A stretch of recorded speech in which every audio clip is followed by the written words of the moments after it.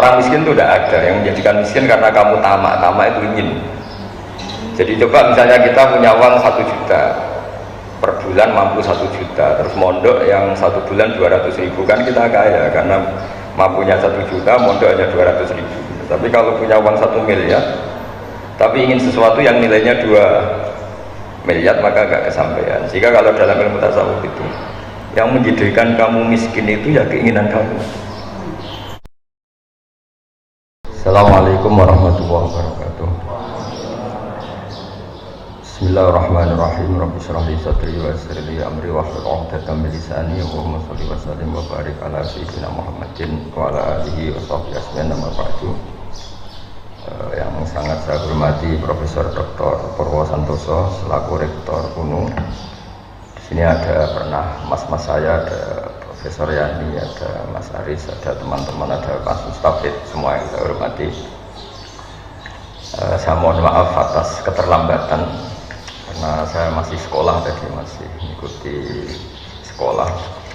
Jamnya harus tadi jam 9.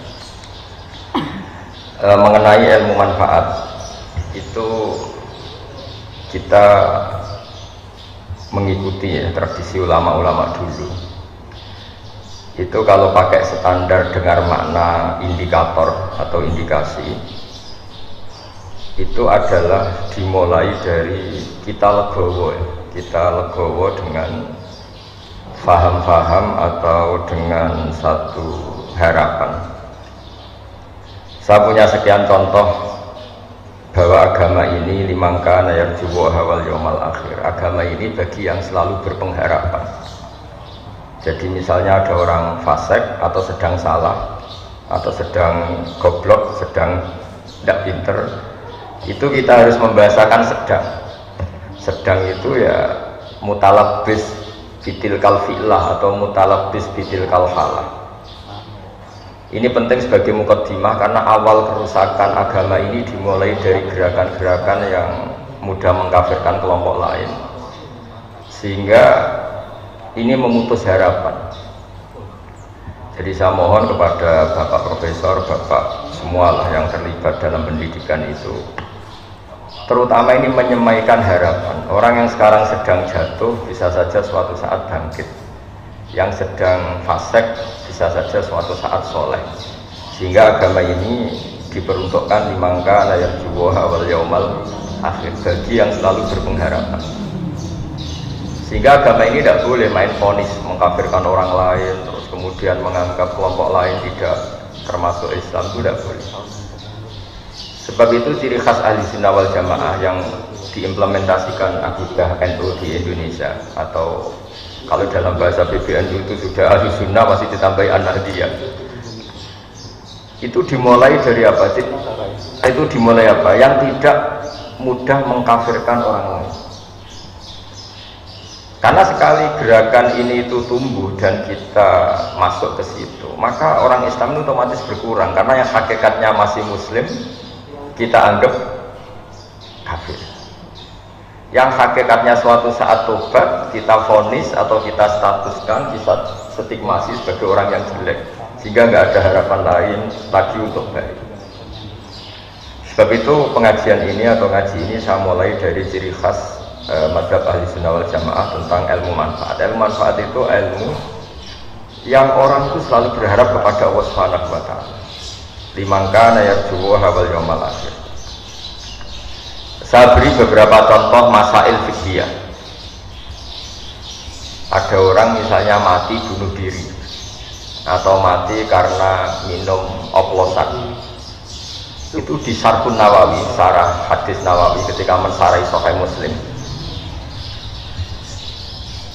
Gimana hukumnya orang yang mati karena oplosan atau karena bunuh diri? Sebagian ulama mengatakan jangan datangi jenazahnya sebagai hukuman biar nggak ada lagi yang mati bunuh diri. Ada ulama yang berpendapat tetap kiai itu datang karena bunuh diri itu sudah salah, dan kalau kiai-kiai tidak datang maka ditakutkan ada kefiah baru dalam mengelola jenazah, dan itu lebih bahaya. Misalnya ada orang mati oplosan karena orang-orang soleh tidak datang, kemudian komunitas mereka bikin satu tradisi baru dalam memakamkan jenazah. Misalnya didusi be arak, terus mayitnya didep nongetan, atau dimakamkan begitu saja. Sebab itu pertanyaannya, lalu gimana? Ya al-maisur la yasqutu bil ma'zur, kita harus datang, setidaknya kita tetap mendatangi syariat Islam yang dalam mengelola jenazah dimakamkan secara benar, dimandikan secara benar, disolatkan secara apa? Nah artinya begini, kita datang ini sebetulnya bukan bentuk penghormatan ke orang fasik, tapi bentuk mengawal syariat Islam supaya tetap berjalan meskipun sedang mengelola orang apa? Fasik. Jadi ini penting sekali saya utarakan supaya legowo kita sebagai pemandu ilmu atau pemandu madzhab Ahlussunnah wal Jamaah itu bukan urusan seneng dan tidak seneng, tapi kita ngawal syariat Islam ini kita. Caranya apa? Ya tadi selalu berpengharapan dimangkaan arjuwa wal jamaah. Kalau tadi dikatakan Pak Rektor misalnya susah menerapkan pesantren di kampus, tapi jangan pernah putus harapan. Al-Azhar itu ya kampus, tapi tradisinya pesantren. Di situ ada ijazah toreko, ada ijazah cara menghafal Quran secara benar, tapi tetap tradisinya itu kampus. Nah, saya memulai makalah ini dengan buku yang jenengan baca semua, yang jenengan bawa, nanti tak baca secara urut sebagian yang pokok-pokok. Saya mulai dengan ilmu manfaat itu, ilmu yang kayak apa? Saya akan berpendapat ilmu yang selalu memberi kita harapan. Jadi agama ini kata Allah liman kana yarjuha wal yaumal akhir, bagi selalu yang punya. Ketika Sayyidina Umar ditanya ibadah paling baik itu gimana? Intidharul farad, selalu menunggu harapan, menunggu suatu saat ada kebaikan, ada hari yang lebih baik. Nah itu dimulai dari mana? Dimulai misalnya seorang bapak yang awam, yang mungkin lugu atau bodoh selalu bilang lek koyok bapak, akhirnya anaknya sekolah dan lebih baik. Ada orang yang nyuwun sewu mungkin dia maling atau copet atau apa, kalau ngandani anaknya wis bapak tok sing nglakoni ning penjara, kowe aja sampai nasibmu koyok bapak. Dan dari harapan seorang bapak yang terpidana ini kemudian lahirlah anak-anak yang soleh. Ketika orang-orang kafir Mekah yang sangat sadis kepada Rasulullah SAW itu sampai Malakul Jibal itu enggak tega, terus menawarkan, ya Rasulullah, hari ini saya diutus Allah untuk apa?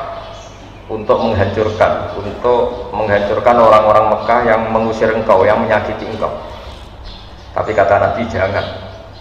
Asallahu ayyukhrija min aslabihim ma ya'buduha wa la yusyriku bihi syai'an. Mungkin bapaknya kafir, tapi saya berharap nanti anak-anaknya menjadi mukmin. Jadi orang yang kafir saja Nabi tidak butuh harapan. Ini bukti itu ada di hadis Sahih di Bukhari. Dan betul, Abu Lahab punya putri namanya Durrah, ada yang baca Darrah, itu mukminah sholihah. Abu Jahal punya anak namanya Ikrimah, ini termasuk sahabiyun jalilun. Jadi agama ini digerakkan oleh harapan, liman kana yarju. Bahkan ketika bapaknya belum, kan banyak sekarang di Indonesia.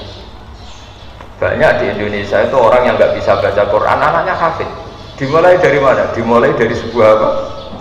Harapan, liman kana yarju wal yaumal akhir. Sebab itu dalam sebuah kitab Jami'u Ushulil Auliya, kitab tentang para wali, itu Abdul Hasan As-Sadili pernah mimpi.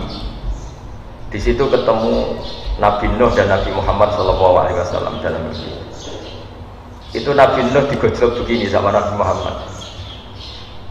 Andai kan Nabi Nuh tahu bahwa dalam tubuh orang kafir bisa saja ada sperma nasamah namanya kalau dalam bahasa Arab, yang suatu saat ini jadi mukmin. Misalnya Abu Jahal, ternyata dia menyimpan nasamah, yaitu nanti jadinya ada Ikrimah bin Abi Jahal. Mungkin buyut-buyut kita, orang-orang di negara-negara Eropa, mungkin banyak yang bahkannya kafir, atau yang karuan ya di Arab. Di Arab itu banyak orang kafir yang yang karuan di kitab itu Abu Jahal punya anak Ikrimah, Abu Lahab punya anak Dar.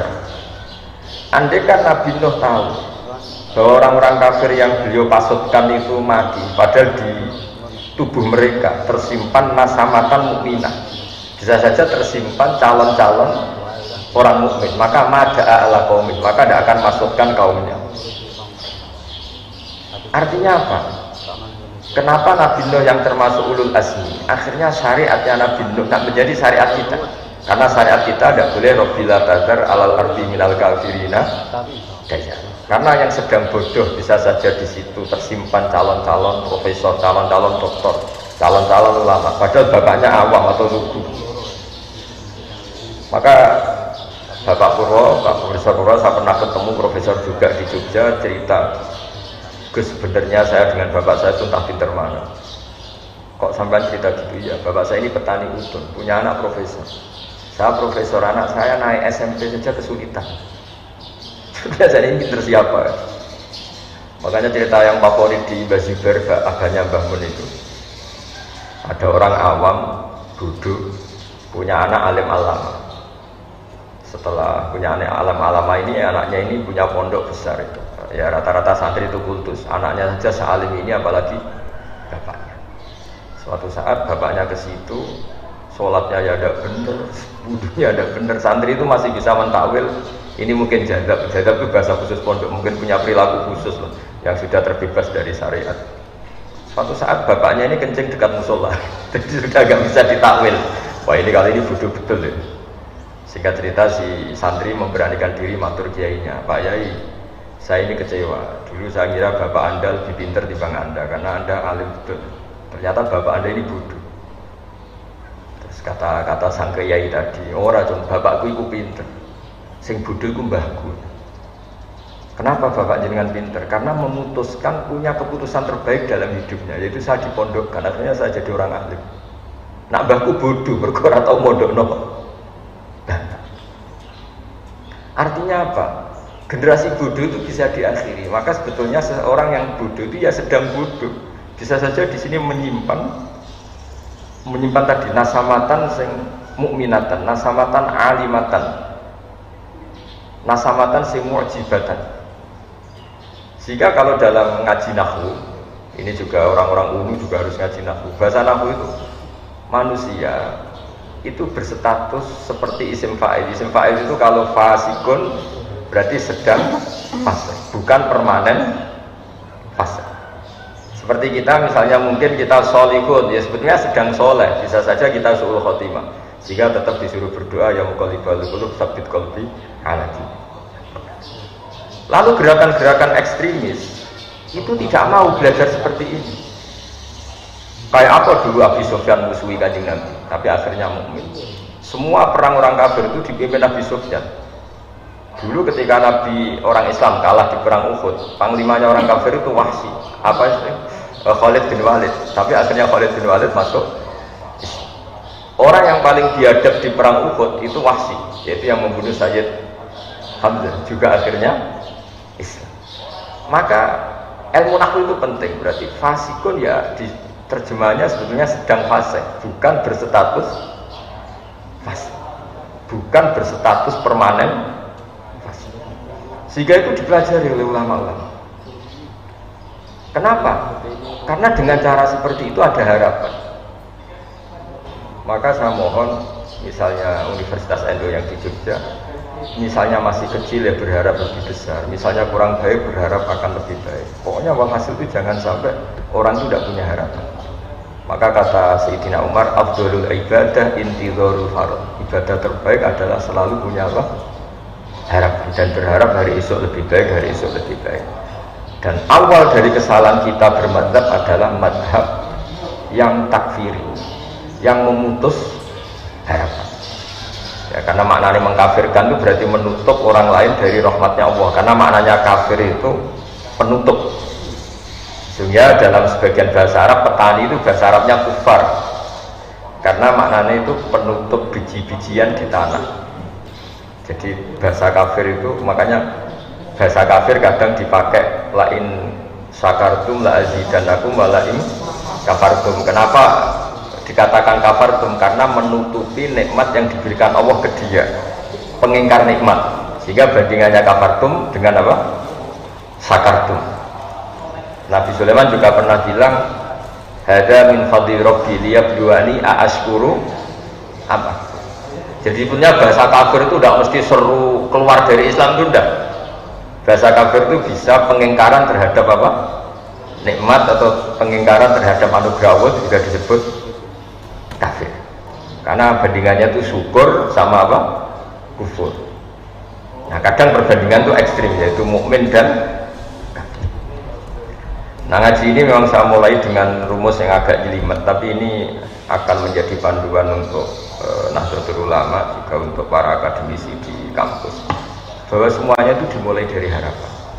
Dulu kita dijajah Belanda 350 tahun, dan masyarakat kita zaman itu sangat terbelakang. Wong penjajah itu buruk, sudah buruk, kafir. Orang-orang tua kita nyeluk Belanda itu dorong. Wong penjajah berdugang dorong. Mungkin andaikan saat itu ada pakar sudah putus asa. Bagaimana bisa menggerakkan masyarakat yang saking bodohnya itu penjajah dipanggil dorong. Kayak apa susahnya pas itu? Kita ini bisa menggerakkan masyarakat tuh kalau punya kesadaran melawan. Kok kesadaran melawan? Nganggep penjajah ini tuannya, majikannya.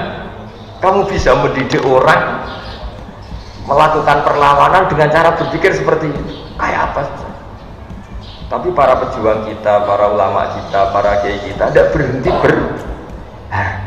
ada saja celah untuk mendidik mereka supaya mau melakukan perlawanan. Padahal saking lucunya, wong penjajah kok diundang dong, kayak apa? Susahnya apa? Tapi barokahnya punya harapan bergerak, kemudian akhirnya kita jadi merdeka. Orang-orang desa yang jadi buruh, gara-gara jadi buruh lama, roh enake wong sugih, duwe akeh, rumahnya AC nan kulkasan, terus punya harapan, muga-muga anakku ora kaya aku. Periode anak sudah jadi orang yang tidak buruh. Banyak orang yang buta huruf periode anak itu sudah hafal Quran. Banyak orang yang nggak tamat SD periode anak sudah dosen. Makanya PR kita setelah kita jadi anaknya orang awam, jadi dosen, jadi doktor, apa kita setelah jadi doktor bisa lebih baik? Nah ini PR. Jadi ilmu manfaat itu dimulai dari cara berpikir, itu selalu punya.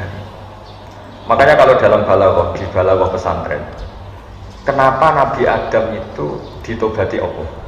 Padahal salahnya sama-sama salah. Iblis ya salah, melanggar perintah Allah. Adam juga salah, melanggar perintah Allah. Karena Nabi Adam itu bukan salah permanen, tapi sedang salah. Yaitu Allah membahasakan wa aso adamu robbahu fahuwa. Jadi kalau dalam bahasa Arab itu ada bahasa status, ada bahasa sedang. Misalnya begini, saya ini kan tidak penjahit. Seorang lagi, saya ini tidak penjahit. Terus pas Pak Rektor main ke rumah saya pas jahit sarung. Itu mesti bahasanya ra'aituhu yaqutu sauban atau ra'aituhu khata sauban. Saya melihat Gus Bah sedang menjahit. Sedang menjahit ya sudah sedang menjahit, tapi saya tetap tidak penjahit. Adam itu hanya dibahasakan Allah wa aso adamu rabbahu faghwa. Itu sama dengan bahasa khata fulanun at-tauba. Ada orang menjahit baju. Ya sudah menjahit saja, tapi tidak penjahit. Jadi tidak boleh kamu bahasakan Adam itu pendosa, tapi sedang dosa.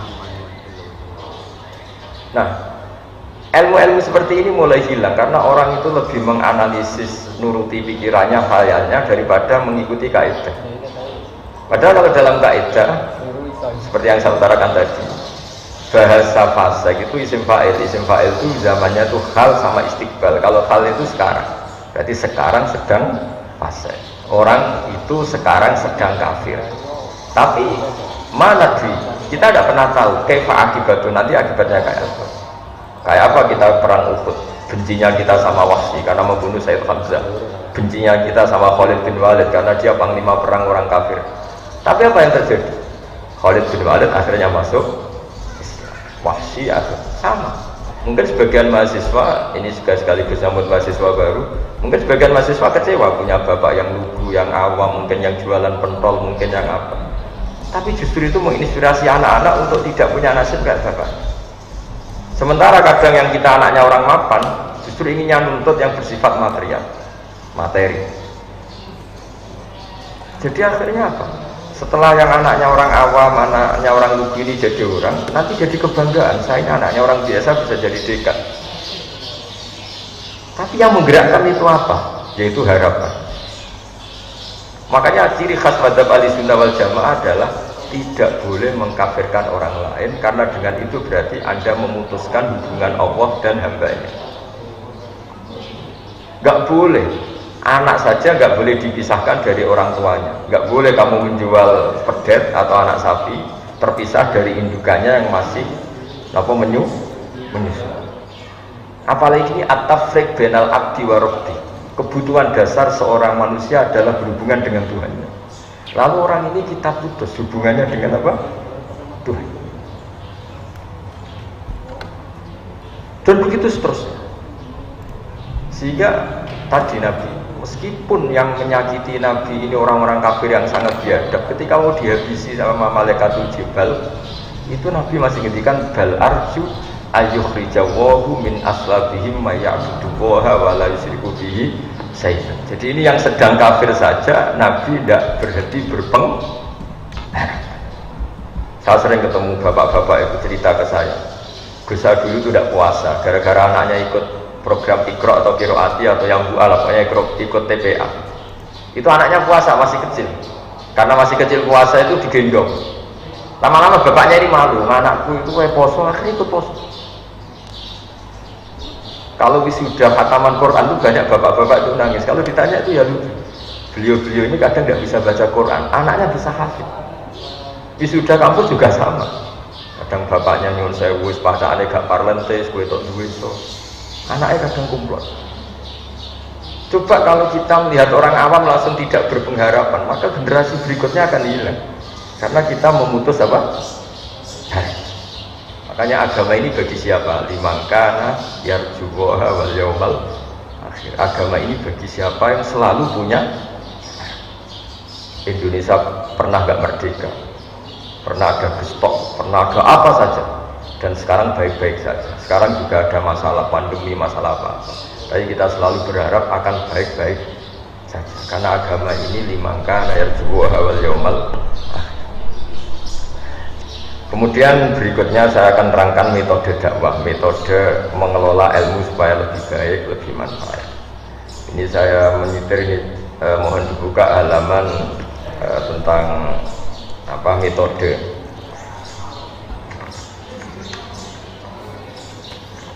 Tentang Sayyidina Umar diprotes sama beberapa sahabat karena beliau cara mimpin itu keras sekali. Kalau Abu Bakar lembut sekali. Jadi sama-sama dua pemimpin besar dalam Islam. Yang Umar itu keras sekali, yang siapa? Abu Bakar lunak sekali. Halaman 25. Ya ini saya baca halaman 25. Jadi kan Rasulullah SAW kita tahu ketika intaqala ila rafiqil a'la, ketika pindah ke alam itu. Karena tentang Nabi itu gini Pak Rektor, jangan sampai kita yang NU atau yang Ahlussunnah wal Jamaah itu menamai Nabi itu meninggal. Jadi memang kalau ulama itu aturannya agak jelimet. Pernah ada Imam Malik ketemu orang, ila aina anta, kamu kemana? Zurtu kubron Nabi, saya mau ke kuburannya Nabi. Itu dineng sama Imam Malik, orang itu gak ditanya. La taqul kubron Nabi, wakul zurtun Nabi. Makanya orang Indonesia itu luar biasa. Yang paling awam pun kalau ditanya, kamu kalau haji mau kemana saja? Ziarah Kanjeng Nabi. Gak ada yang keterucut bilang ziarah kuburannya. Fa'innan Nabiyya hayyun, karena menurut keyakinan kita Nabi itu masih hidup, hanya intikal pindah ke alam barzah. Sehingga orang Indonesia itu luar biasa. Orang paling awam pun kalau ditanya, kamu mau kemana setelah ibadah haji selesai? Mau ziarah Nabi. Gak ada yang menambahi kata kuburan. Itu sudah jadi kultur, sehingga mereka melafadzkan meskipun tidak paham ya ngomongnya gitu. Kenapa umroh? Sampai ziarah Kanjeng Nabi. Di brosur juga gitu, ziarah ke Nabi, bukan ke makamnya. Jadi itu kultur kita sampai seperti itu. Ya kita tahu Abu Bakar mengganti Nabi. Abu Bakar itu alayen, dia halus sekali. Resiko halus adalah ketika melihat kemungkaran juga tidak berontak. Dan itu masalah karena ciri utama agama Islam itu nahi mungkar. Sehingga Abu Bakar justru merasa yang mengganti beliau itu harus figur yang mewakili nahi mungkar, karena beliau merasa mewakili amar ma'ruf. Sehingga sahabat itu kaget sekali ketika ditanya siapa yang menggantikan engkau. Beliau menjawab Umar.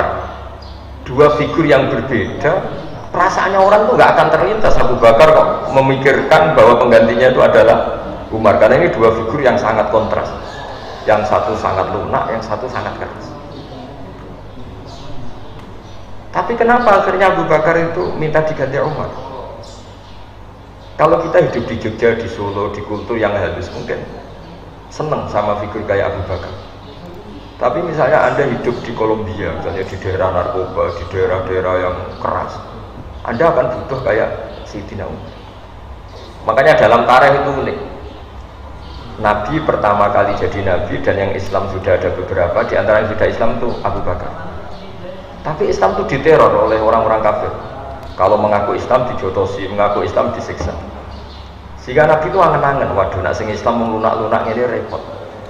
Suatu saat Nabi jalan-jalan melihat Umar di pasar dan beliau sedang gulat. Jadi Umar itu preman, jadi kalau gulat itu menangan. Terus kata Nabi, Allahumma a'izzal Islam di Umar, semoga yang mau Islam yang jenis seperti ini. Betul. Sebagai riwayat ada yang cerita Nabi doa Senin gitu, Kamis sudah Islam. Pertama Islam masuk Umar, Umar masuk apa? Islam. Apa yang dilakukan? Bikin pengumuman. Siapa yang mengganggu Nabi Muhammad SAW akan saya bunuh. Sehingga gentenan orang kafir yang delik, bukan lagi orang Islam yang delik, tapi orang kafir yang sembunyi. Dan awal itu pula dimulai fasda bima tu'mar. Artinya apa? Figur kayak Abu Bakar itu belum memenuhi kebutuhan ketika ketemu orang kafir-kafir yang rese tadi.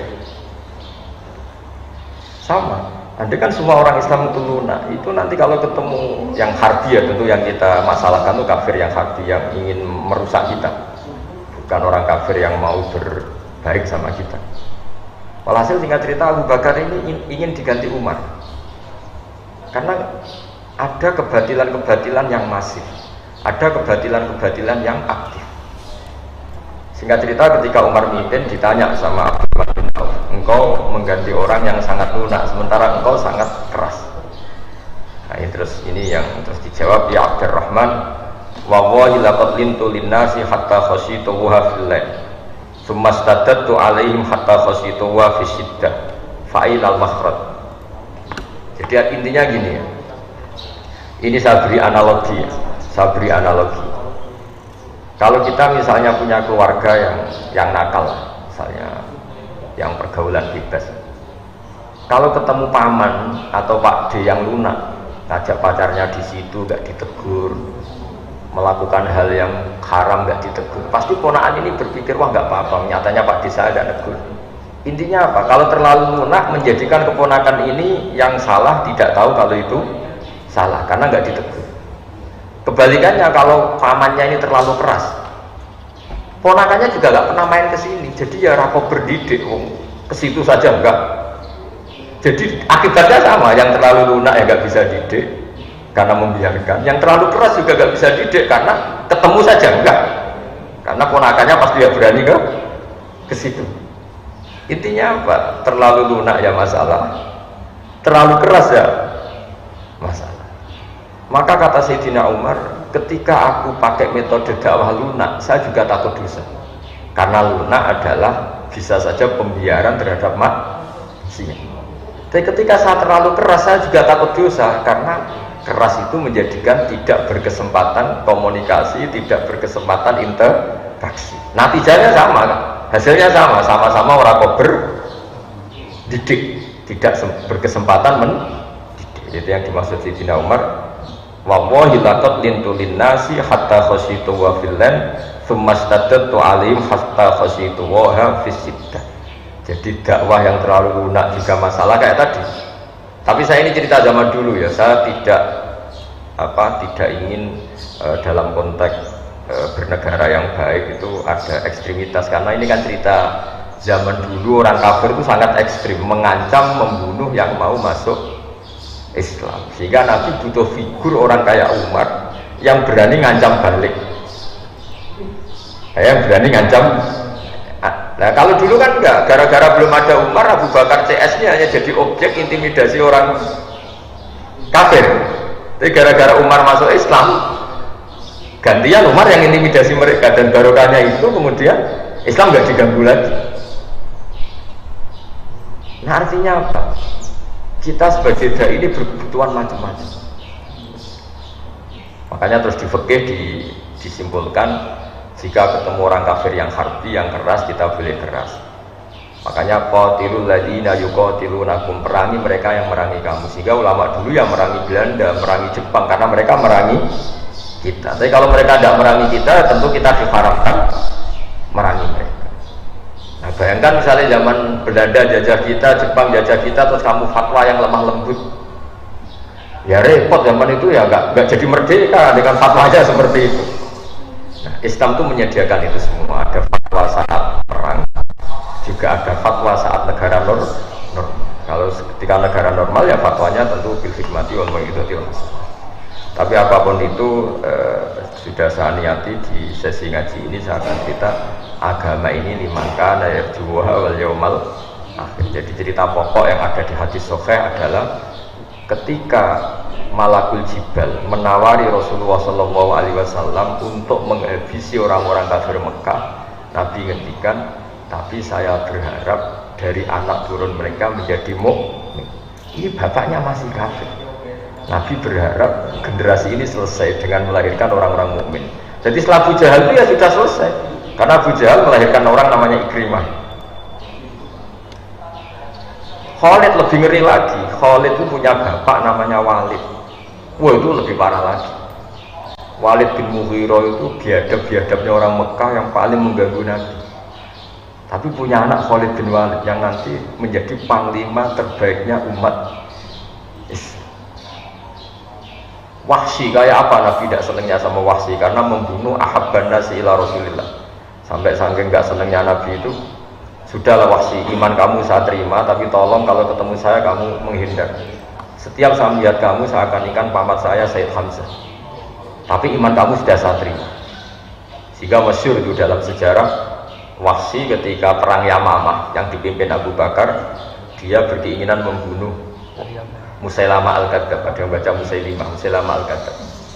Kata beliau, kata Wahsy, saya berjanji fakama qataltu ahabban nasi ila Rasulillah sa'atul abghadun nasi ila Rasulillah. Saya bersumpah karena saya pernah berdosa membunuh orang yang paling dicintai Rasulullah, saya akan membunuh orang yang paling dibenci Rasulullah. Itu membunuh Musailamah al-Kadzdzab yang ngaku sebagai nabi. Artinya apa? Orang yang biadab Wahsy, yang bunuh Hamzah sampai seperti itu, gila setelah dibunuh disobek perutnya oleh Hindun, kemudian jantungnya dikunyah. Kayak apa?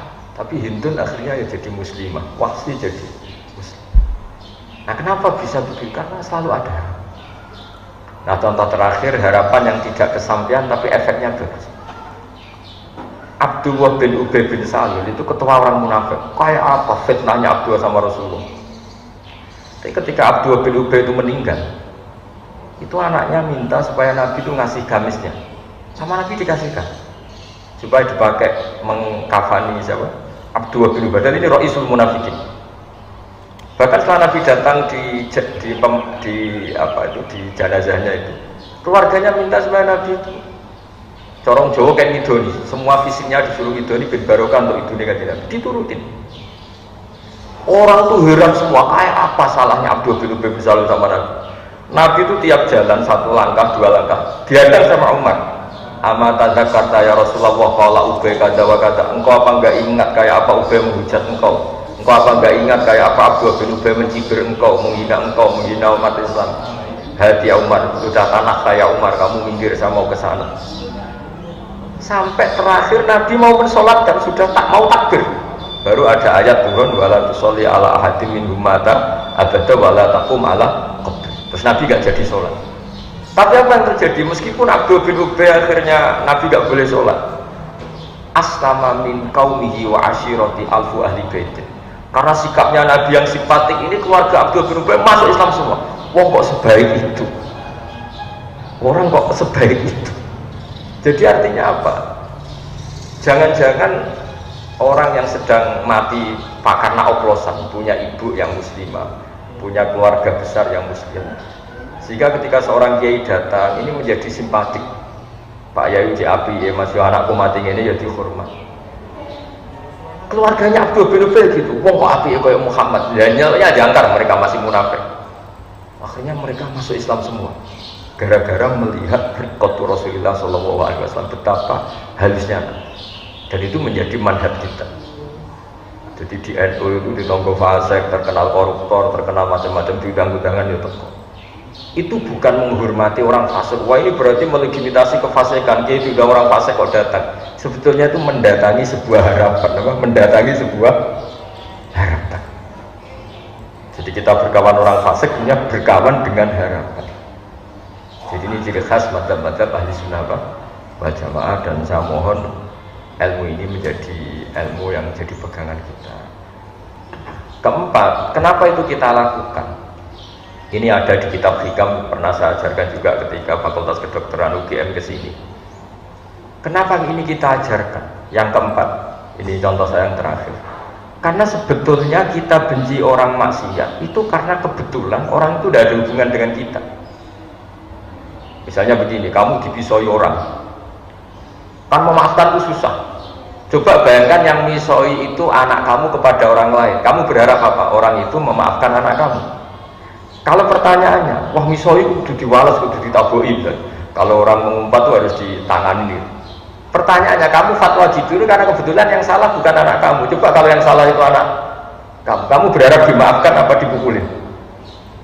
Dimaafkan. Makanya Nabi Ibrahim alaihissalam ketika diangkat di alam malakut, kemudian melihat orang maksiat, menurut kamu Ibrahim orang-orang maksiat itu diapakan? Habisi saja ya Allah. Mereka hidup di bumi, makan dari rezekimu, tapi maksiat terus. Sama Allah diturutin. Sampai 3 kali, ada 3 peristiwa. Ya, ada yang maksiat zina, ada yang maksiat maling, ada yang maksiat apa. Suatu saat Nabi Ibrahim disuruh nyembelih Ismail. Itu anakmu sembelih. Tidak bisa ya Allah, ini samrotu fuadi, ini buah hati saya, wahid, ini kesayangan saya. Nah kenapa tidak boleh dibunuh? Ya ini kan kesayangan saya. Nah ya kan apa? Ya karena anak saya. Terus kata Allah, kamu apa tidak ingat di malam ketika kamu saya mi'rajkan, itu hamba saya yang bikin saya, kamu enak aja usul kamu bunuh. Setelah saya usul supaya anak kamu bunuh, kamu tidak mau. Memangnya kamu lebih sayang sama anakmu ketimbang saya sama hamba-hamba, kamu juga sayang. Enak saja kamu tidak ingin, tidak ikut bikin, hanya usul supaya tak bunuh. Semenjak itu Nabi Ibrahim sadar sebenarnya kebencian kita sama maksiat itu karena kebetulan. Itu udah anak kita. Coba kalau kamu jadi dosen lihat mahasiswa goblok itu mantelnya bukan main, tapi kalau itu anak kamu, wah dosen itu sing apian, ora oleh kereng-kereng saate bocah. Kalau dalam guyonan saya sering sebagai kiai itu sering guyon. Kalau ada pembantu mecahkan piring dimarahin, itu pasti salahnya 2. Mecahkan piring dan tidak cantik. Sekali itu cantik, apa majikannya bisa marah? Itu pasti. Begitu juga wong nyulayan janji kok diamuk. Itu mesti orang atasan. Coba kalau yang nyulayani Pak Mustafid ini rektor, sepurane aku terlambat, dia betul nopo. Tapi kalau yang terlambat ini office boy atau karyawan, nggak disiplin, nggak profesional. Maka kalau ada kemarahan terhadap kesalahan, pasti sebabnya 2, salah dan tidak prospek. Ada, tapi ini nggak diomongkan, yang kedua ini nggak diomongkan. Nah itu semenjak itu sadar kearifan. Jangan-jangan kebencian kita terhadap maksiat itu sebetulnya bukan karena maksiatnya saja, karena kebetulan itu tidak keluarga kita, tidak anak kita. Nah kearifan-kearifan seperti ini itu harus hidup di komunitas Nahdlatul Ulama, di komunitas NU, umumnya di komunitas Islam. Jadi Jangan belajar Islam dari segi lunak saja, karena kan itu yang kamu ajarkan. Nanti kita kesulitan cari metode ketika ngadepi penjajah. Itu ya ada momennya sendiri. Islam ekstrim itu ada momen ketika ada penjajah. Tapi ketika negara sekarang sudah normal, kita harus semua bil hikmati wal mau'izatil hasanah. Tapi apapun itu saran saya satu, orang nggak boleh nggak punya apa harapan. Karena agama ini limangkana yarjuwaha wal yaumal akhir, bagi yang selalu punya harapan. Saya kira demikian. Assalamualaikum warahmatullahi wabarakatuh.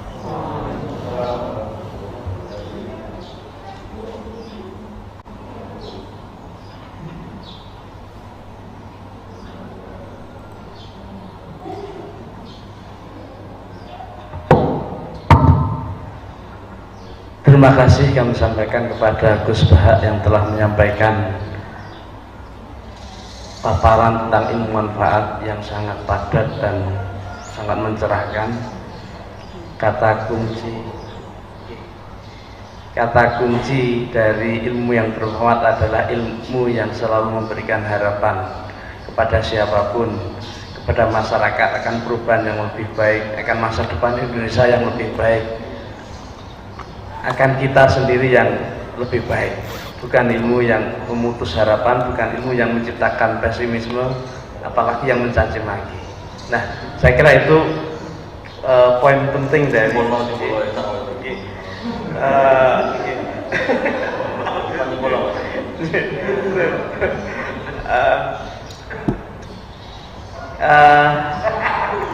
selanjutnya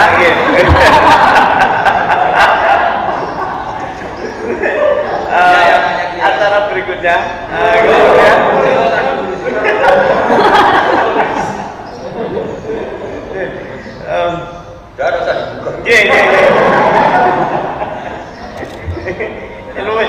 tadi ya kan ini harus samina watona ini ilmu yang memberikan harapan, yang mampu membuka harapan, yang berharap kepada Allah Subhanahu wa taala dan hari akhir. Nah, itulah ilmu yang yang bermanfaat kan?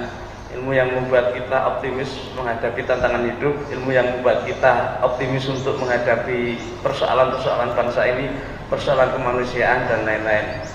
Dan itu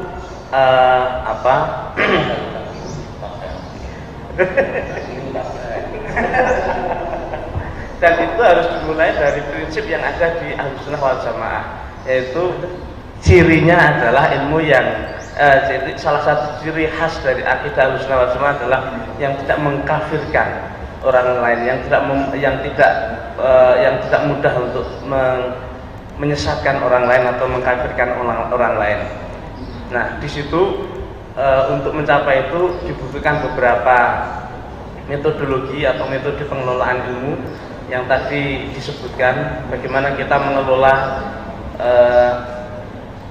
antara dua titik ekstrim, uswah yang dicontohkan oleh Nabi Musa alaihissalam, juga Nabi Isa alaihissalam, kemudian Sayyidina Abu Bakar radhiyallahu anhu, juga Sayyidina Umar radhiyallahu anhu, dua figur yang sangat berbeda, akan tapi keduanya mampu menjawab kebutuhan masyarakat saat itu.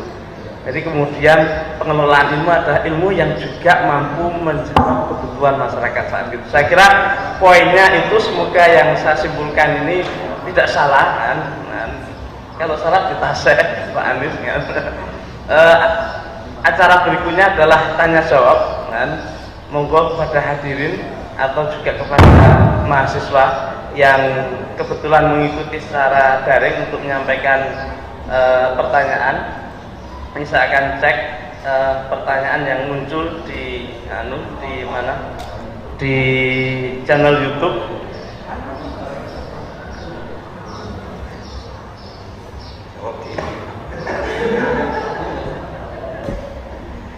Oke, Gus, ada pertanyaan nih Gus. Yang pertama adalah dari mahasiswa teknik. Kapan ilmu yang baik itu menjadi ma'ruf dalam penerapannya? Tidak ada jawab dulu, nanti tak dulu tak.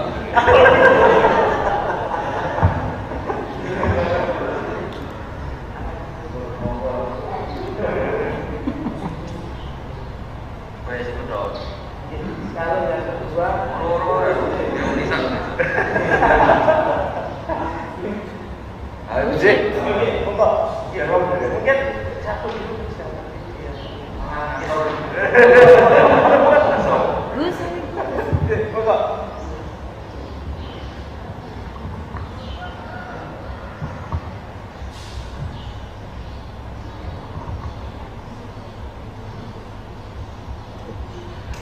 Bismillahirrahmanirrahim. Nama saya Sauki, ingin bertanya kepada Gus Baha. Yang pertama, menarik konsep dengan ilmu yang bermanfaat adalah ketika muncul pengharapan, sebuah pengharapan. Apakah ketika ilmu-ilmu seperti eksakta, seperti matematika dan sebagainya itu, bahkan mahasiswa baru itu, wah saya udah nggak berharap untuk, wah apa ada kuliah matematika ya? Apakah itu termasuk tidak bermanfaat? Terus yang kedua, ilmu manfaat dan barokah, apakah keduanya itu artinya sama? Ketika di pondok pesantren itu kan ada tradisi seperti kita harus menghormati para kiai agar ilmunya barokah atau manfaat. Nah, bagaimana kondisi itu diterapkan di lingkungan universitas yang berbeda kulturnya? Terima kasih. Assalamualaikum warahmatullahi wabarakatuh.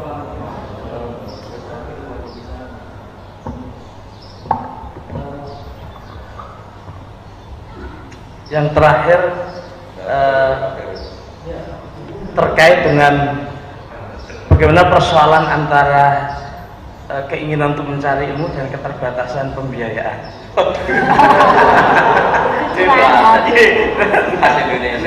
Ingin mencari ilmu yang bermanfaat, tapi karena saya dihadapkan oleh persoalan biaya, Gus. Itu curahan hati itu, Gus.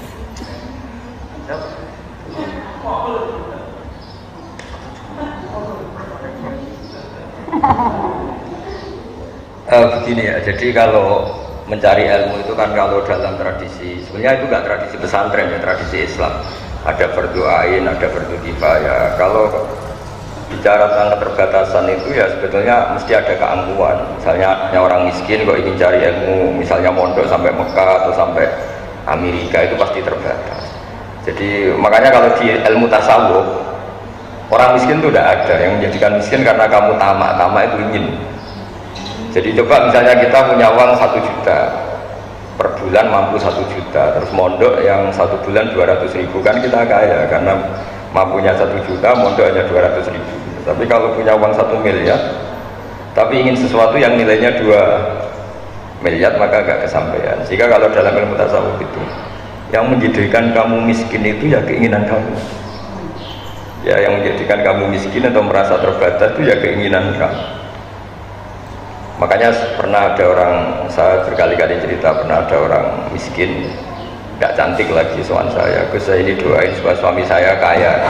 Terus saya bilang, sudah ada usaha, kata saya. Kenapa? Nanti kalau suami kamu kaya, pertama yang dievaluasi rumah, ditata, kedua mobil ganti alat, ketiga kamu.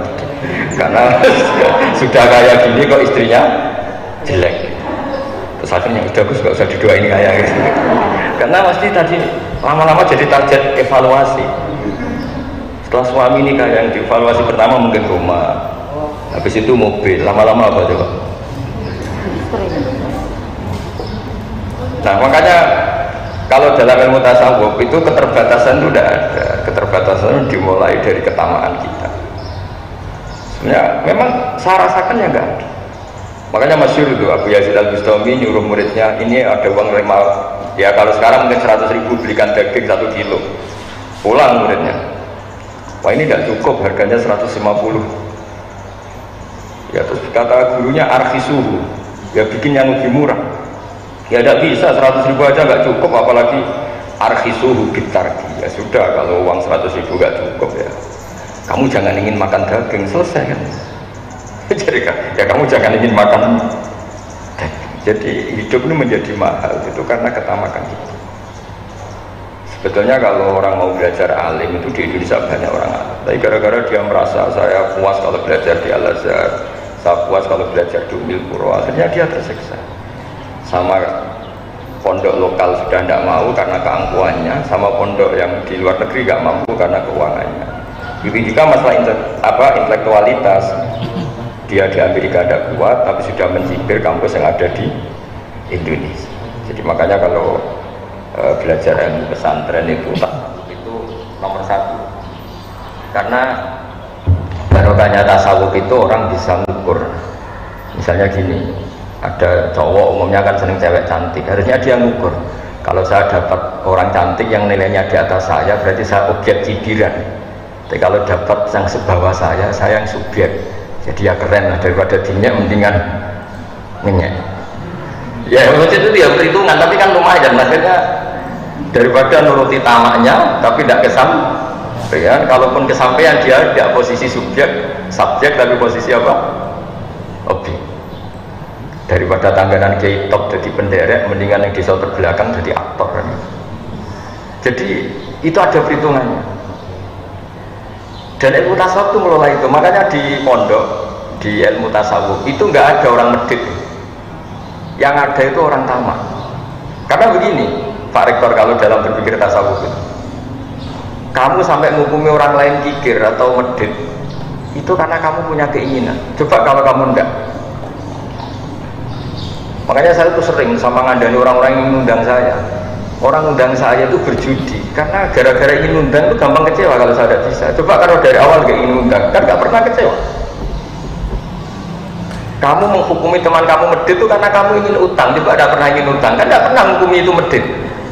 Jadi makanya kita pasal itu tidak pernah kritik medit, karena sebetulnya medit itu diawali dari orang berharap. Coba hubungan kamu dengan Pak Rektor ini baik-baik saja, tapi sekali kamu punya keinginan, Pak Rektor tolong masa ini dinaikin, masa jabatan saya gini-gini dok naikkan sedikit, terus gak diturutin, wah rektornya akhir ya. Makanya saya itu sering ngumumkan, saya ini kan sudah ngaji murah, ngaji gak usah biaya, ngaji gak usah diundang, supaya ini murah. Sekali berkeinginan ini potensi kecewa. Saya ini kan ya sibuk ngurus anak, ngurus pondok, tapi kalau orang undang gak diturutin ya kecewa.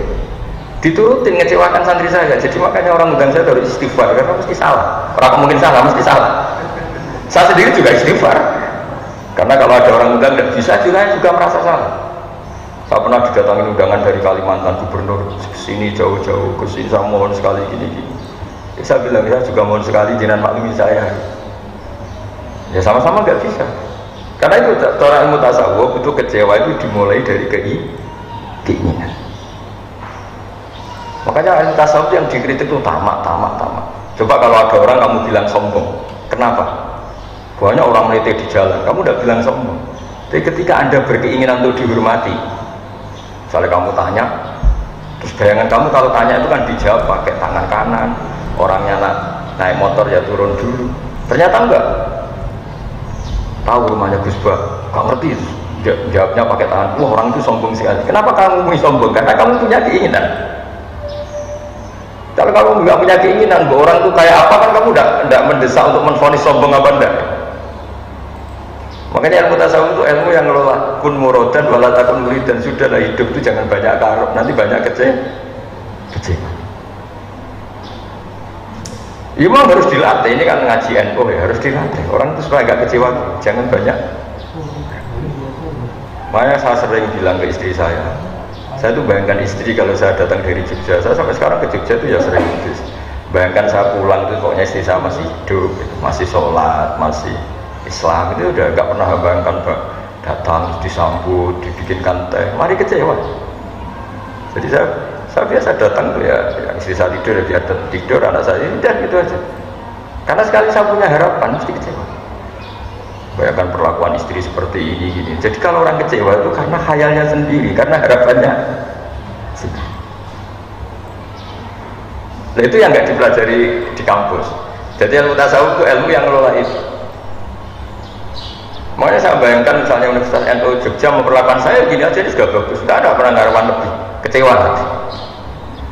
Jadi itu ilmu tasawuf. Jadi apa hidup itu dianggap selesai. Saya bayangkan nanti mati itu ya mati aja sudah.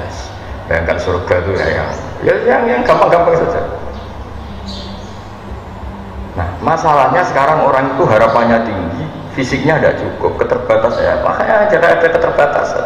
Jadi keterbatasan itu karena ada harapan tadi. Sebenarnya kalau tidak banyak harapan juga nggak ada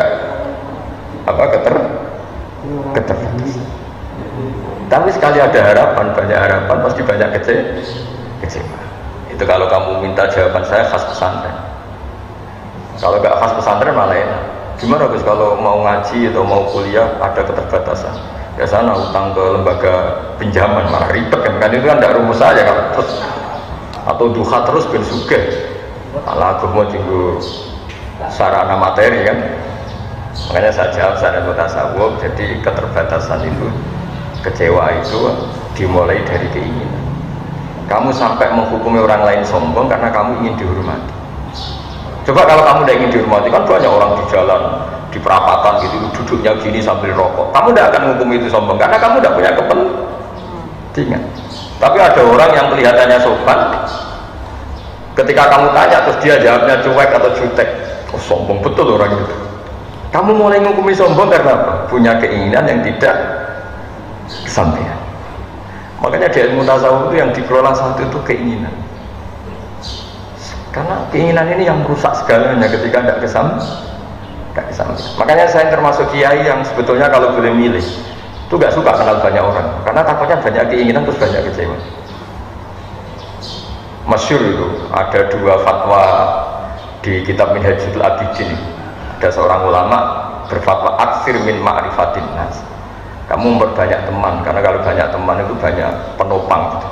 Yang satu ulama berbilang aklil min ma'rifatin nas, kamu jangan banyak kenal orang. Dua orang ini debat. Tapi kalau tidak banyak kenal orang, tidak banyak relasi. Kalau tidak banyak relasi kita kalau ingin apa-apa repot. Terus kata ulama yang satu, wahal tungkiru ilaman ta'rifu, bukankah kamu akan kecewa hanya dengan orang yang kamu kenal? Kamu kan tidak bisa kecewa sama orang yang tidak kamu kenal. Jadi pertemanan itu ya juga harus siap kecewa, karena kamu pernah putus cinta sama orang yang tidak pernah kamu pacarin, kan tidak pernah. Soalnya ada artis romantik, wah saya putus cinta dengan dia, kan tidak bisa seperti kenal saja, enggak. Dan kamu tidak bisa ketika yang cantik ini pacaran sama orang lain. Tapi pacar kamu seriting elek, tak kok lanang liya senyum cemburu. Gara-gara apa coba? Kenal dan berpengaruh. Jadi, nah bayangkan kalau semua orang itu berharap sama presiden, ya tambah kecewa. Berharap sama menteri tambah kecewa. Termasuk berharap sama kiai. Bayangkan kiai itu ya baik, kalau ada tamu ditemuin, kalau diundang yang mau. Ya gara-gara bayangkan gitu terus dia gampang kecewa. Dia gak mikir kalau kiai ya punya urusan itu gak mikir dia. Dia pakai versinya sendiri. Ya sama seperti suami, bayangkan kalau dia datang istrinya bangun bikinkan teh, padahal istrinya baru tidur 10 menit, turun lagi 10 menit tangi mari sirah ngeluh ora dipikir. Kalau saya termasuk dia yang marah, jadi normal. Saya tidak pernah bayangkan datang terus disambut istri. Saya bayangkan kalau dia baru tidur 10 menit saya gugah untuk bikin teh kayak apa. Saya kalau tidur 10 menit itu ya bangun itu ngeluh gak enak. Ya sudah, bayangan saya datang istri saya masih hidup, sudah bagus. Sudah bagus. Dengar kabar masih sholat ya bagus lagi. Dengar kabar masih sujud ya bagus. Karena nanti ini terindah dia, terindah status istri kita karena pernah sholat, pernah sujud. Apa nanti di akhirat ada pertanyaan, kenangan terindah saya sama istri itu dibikinkan teh? Tidak ada. Jadi orang itu berpikir yang waras lah, tidak usah neko-neko. Makanya Sayyidina Utsman ketika dikepung orang-orang Khawarij, itu ketika ada acara sholat itu beliau makmum orang yang ngepung beliau. Orang itu tidak ikhlas. Orang yang mau niat buruk kok beliau makmum. Jawabannya lucu Sayyidina Utsman. As-sholat ahsanu ma ya'malun nas. Fa idza ahsanan nas fa ahsin ma'ahu. Sholat itu perilaku manusia terbaik. Maka ketika mereka sedang baik kamu ikut saja. Coba kalau semua orang Islam itu kayak kita. Sholat itu perilaku terbaik seorang mukmin. Istri kita sholat, anak kita sholat, santri kita sholat. Ya itu saja, ingat-ingat bahwa mereka punya perilaku terbaik dan itu alasan kita mau berteman dengan mereka. Tapi enggak, sholatnya sudah benar, wudunya sudah benar, hanya karena istri gak bikin teh kita marah. Berarti kita apa? Menghilangkan jejak terbaiknya, mengenang sesuatu yang tidak prinsip, yaitu tidak nyambut bikinkan teh. Betapa bodohnya kita. Jadi kata Sayyidina Utsman ketika orang Khawarij itu sholat, dia makmum, beliau makmum. Diprotes sama penggemar beliau, ini gimana engkau makmum sama orang yang nggak benar? Kata beliau, karena orang yang nggak benar ini sedang melakukan sesuatu terbaik, maka saya akan ikut.